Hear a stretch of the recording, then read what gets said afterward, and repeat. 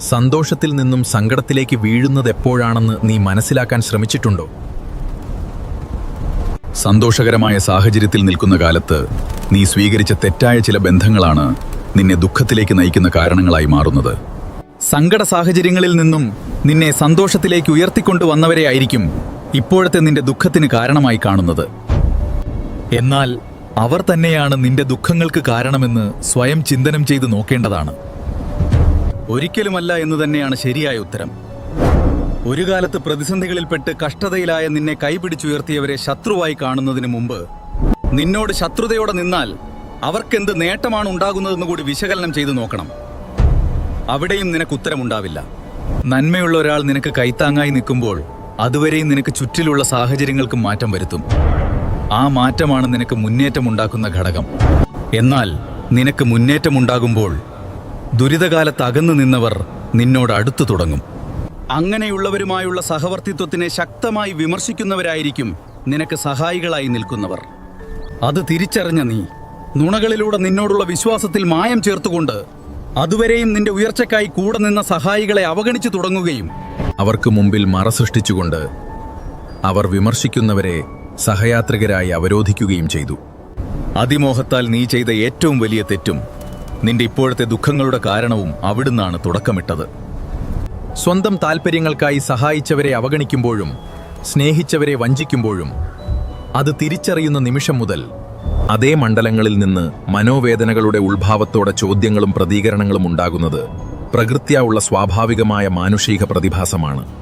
എന്നാൽ ആ ചോദ്യങ്ങളും പ്രതികരണങ്ങളും നിന്നിൽ അപമാനഭാരവും ശത്രുതാ മനോഭാവവുമാണ് സൃഷ്ടിച്ചത്.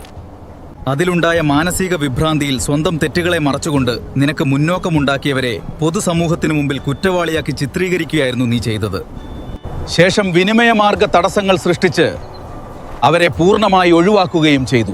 ഇതൊക്കെയും നീ ചേർത്ത സഹയാത്രികർ സഹായികളായി കൂടെയുണ്ടാകുമെന്ന മിഥ്യാധാരണയായിരുന്നു നിനക്കുണ്ടായിരുന്നത്. നിന്റെ ആ ധാരണയായിരുന്നു ഇതുവരെയുള്ള എല്ലാ നഷ്ടവേദനകളുടെയും ഒറ്റപ്പെടലിന്റെയും അവസ്ഥയിലെത്തിച്ചത്. കാരണം നിനക്ക് മുന്നോക്കമുണ്ടാക്കി സഹായികളായി ചേർന്ന് നിന്നവരെ പോലെ നീ ചേർത്തവരിൽ ആരും തന്നെ നിനക്ക് വേണ്ടി കഷ്ടപ്പെടാൻ തയ്യാറല്ലായിരുന്നു. സ്വന്തം സുരക്ഷാ വലയങ്ങൾ സൃഷ്ടിച്ച് അവരൊക്കെയും അപ്രത്യക്ഷരായി മാറുകയും ഒപ്പം അതുവരെയും സഹായികളിലൂടെ നീ നേടിയെടുത്ത പലതും നഷ്ടപ്പെടുകയും ചെയ്തു. എന്നാൽ ആ നഷ്ടങ്ങളുടെയും ഒറ്റപ്പെടലിന്റെയും കാരണങ്ങളും നിന്നെ ഉയർത്തിക്കൊണ്ടുവന്നവരിൽ പഴിചാരിയായിരിക്കും അപ്പോഴും നീ നിൽക്കുന്നത്. അപ്പോഴും നിന്റെ മുന്നേറ്റത്തിനു വേണ്ടി കഷ്ടപ്പെടുകയും നിന്റെ എല്ലാവിധ ആവശ്യങ്ങൾക്കും ആഗ്രഹങ്ങൾക്കും ആവശ്യമായ സഹായങ്ങൾ ചെയ്ത് കൂടെ നിന്നവരുടെ മാനസികാവസ്ഥ മനസ്സിലാക്കാൻ നീ ശ്രമിച്ചിൽ.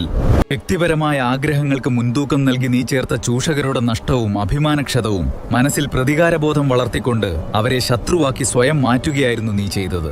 നിന്റെ ആ മനോഭാവങ്ങളും പ്രതികാര നടപടികളും വാക്കുകളിൽ മാത്രമായി നീ ഒതുക്കി. കാരണം നീ മറച്ചുവെച്ച അധർമ്മങ്ങൾ പുറം ലോകം അറിയുമോ എന്ന ഭയവും നിന്നെ കൂടുതലായി ദുർബലമാക്കി. കാലം നൽകിയ ആ ദുർബലതയാണ് നിന്നെ സഹായിച്ചവരുടെ നാശം ലക്ഷ്യമാക്കി ദുഃഖഭാരവുമായി നിൽക്കുന്ന നിന്നെ എനിക്ക് മുമ്പിൽ എത്തിച്ചത്. നിന്നെ സഹായിക്കുകയും സ്നേഹിക്കുകയും ചെയ്തവരെ ശിക്ഷിക്കാനുള്ള കഴിവ് എനിക്കില്ല. നീ നൽകിയ അവഗണനയിലൂടെ നേടിയ ഹൃദയവേദനയോളം വലിയ ശിക്ഷ അവർക്ക് നേടുവാനുമില്ല. നിന്നെ സ്നേഹിക്കുകയും സംരക്ഷിക്കുകയും വിശ്വസിക്കുകയും ചെയ്തവരെ നീ ചതിച്ചു തുടങ്ങിയ നിമിഷം മുതൽ നിന്നെ ഞാനും ചതിച്ചു തുടങ്ങിയിരുന്നു. കാരണം സ്നേഹിച്ചവരെ ചതിച്ചുകൊണ്ട് നീ ചേർത്തവരിൽ ആരും തന്നെ നിനക്ക് സ്നേഹ സംരക്ഷണയൊരുക്കി നിൽക്കുന്നവരല്ലായിരുന്നു. അവരൊക്കെയും വ്യക്തിപരമായ ലക്ഷ്യം വെച്ചുകൊണ്ടാണ് നിനക്കൊപ്പം കൂടിയത്. അതിമോഹത്തിന്റെ ആകർഷണതയിൽ അവർക്കുള്ളിലെ ചൂഷകരെ തിരിച്ചറിയാൻ നിനക്ക് സാധിച്ചില്ല. ഒപ്പം നിന്നവരെ ചതിച്ചുകൊണ്ട് കൂടുതൽ ഗുണകരമെന്ന് കരുതി നീ ചേർത്തവരിൽ ആരും തന്നെ ഇപ്പോഴത്തെ പ്രതിസന്ധികൾ നിറഞ്ഞ സാഹചര്യത്തിൽ നിനക്ക് മുന്നോക്കമുണ്ടാക്കുന്ന കർമ്മങ്ങളുമായി കൂടെ നിൽക്കുവാനോ നിനക്ക് വേണ്ടി കഷ്ടപ്പെടുവാനോ തയ്യാറാവില്ല. ഇപ്പോൾ പോലും നിന്റെ അവഗണനയുടെ ചൂടറിഞ്ഞവർ നിനക്ക് വേണ്ടി സജ്ജരാകും. നിന്നെ സഹായിച്ച ദൈവങ്ങളുടെ നാശം ആഗ്രഹിക്കുന്നതിന് മുമ്പായി അവരിലൂടെ നീ സ്വായത്തമാക്കിയ ഗുണങ്ങളെക്കുറിച്ച് ഓർക്കുക. നിന്റെ അതിമോഹവും അത്യാഗ്രഹവുമാണ് എല്ലാ വേദനകൾക്കും കാരണമായി ഭവിച്ചത്.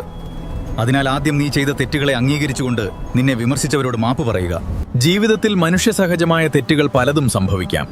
അതിനെ സ്വയം അംഗീകരിച്ച് വേദനിപ്പിച്ചവരോട് ക്ഷമ ചോദിക്കുന്നതിലും വലിയ അനുഗ്രഹം വേറെ ഉണ്ടാവില്ല. തെറ്റുകളിൽ പശ്ചാത്താപമുണ്ടാകുമ്പോഴാണ് നിന്നിലെ ധർമ്മം ഉണരുന്നത്. ആ ധർമ്മം നിന്റെ സഹായികളെ നിന്നിലേക്ക് തന്നെ വീണ്ടും എത്തിക്കും.